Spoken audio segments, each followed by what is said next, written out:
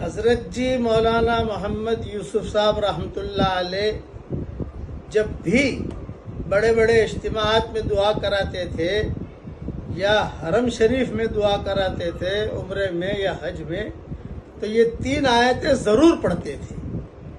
پڑھیے میرے ساتھ۔ نمبر 1، وَإِلَٰهُكُمْ إِلَٰهٌ وَاحِدٌ لَا إِلَٰهَ إِلَّا هُوَ الرَّحْمَٰنُ الرَّحِيمُ۔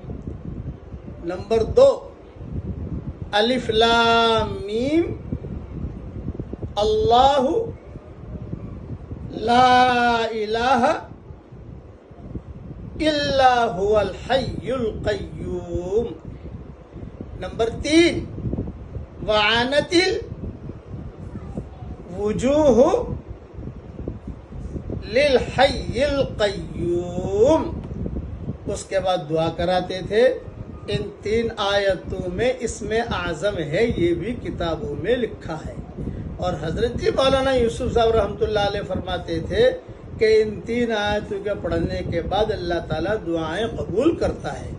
میں اس کا امیز بنا کر بھی بھیجتا ہوں اور ترجمہ لکھ کر بھی بھیجتا ہوں۔ جب بھی دعا مانگے یہ 3 آیتیں پڑھ لیجئے، اللہ تعالیٰ ہماری دعائیں قبول کرے گا۔ خاص طور سے آج کل جو نامناسب حالات چل رہے ہیں، اس میں اس کا اہتمام کیجیے اور یہ میسج فوراً آگے بھیج دیجیے۔